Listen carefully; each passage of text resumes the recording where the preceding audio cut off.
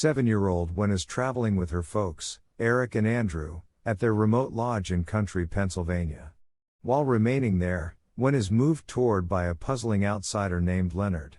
At first, he appears to be enchanting and makes sense of that he really wants Wen and her folks' assistance to save the world. Notwithstanding, while Wen and Leonard hang out getting grasshoppers, she becomes dubious when 3 others appear with improvised weapons. Wen escapes to caution Eric and Andrew, however the guests break into the lodge, tie them up, and Eric supports a blackout. Leonard and his mates, Sabrina, Adrian, and Redmond, guarantee that they have never met before this day and in no way want to hurt the family. Notwithstanding, in the previous week, they have been driven by dreams and an obscure power to track down the family. The gathering predicts a looming end of the world, in which Leonard guarantees that the seas will rise, a pandemic will spread, the sky will fall, lastly, a timeless obscurity will encompass the earth. The best way to forestall this is for the family to forfeit one of their own. They are cautioned that, despite the fact that they will endure the end times, in the event that they don't settle on a decision, they will be the last individuals alive.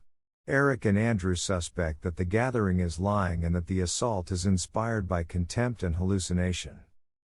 At the point when the family will not pursue a decision, the guests penance Redmond by covering his head with a fabric and pounding the life out of him with their weapons.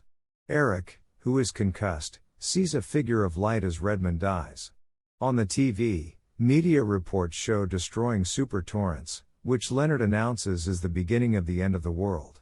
Andrew understands that he perceives Redmond, whom he accepts to be Rory O'Bannon, a homophobic man who had attacked him in a bar years sooner, prompting Andrew's detainment. Andrew imagines that Rory found him for retribution.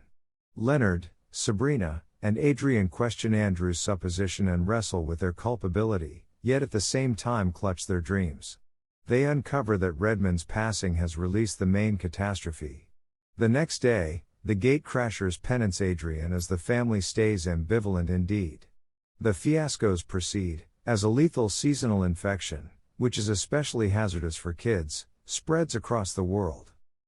Andrew demands that the calamities are unintentional and that the guests were expecting a pre-planned news broadcast.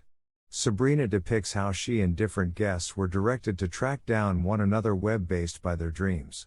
Andrew figures out how to get away, recovers his weapon from his vehicle, and takes shots at Sabrina until she escapes.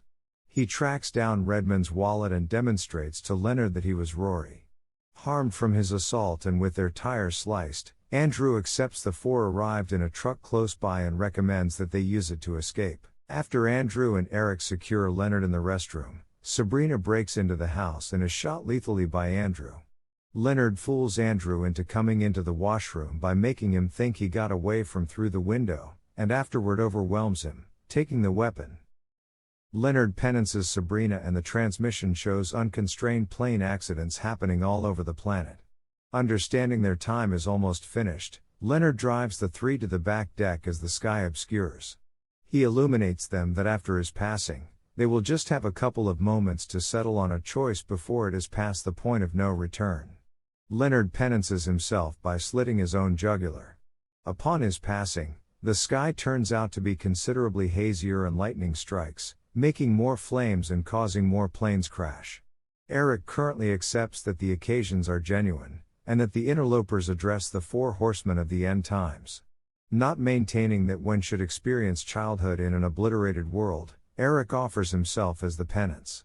He uncovers that in the light during Redmond's penance he saw a dream of Andrew and a grown-up Wen.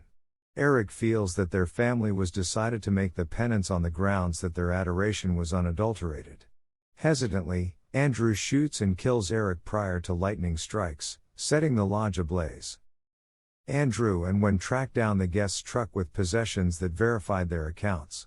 They drive to a packed burger joint close by, where they watch news reports affirming that the fiascos have died down. Getting back to the truck, the radio turns on and plays Boogie Shoes by KC and the Daylight Band, the melody Eric played for them on their drive to the lodge.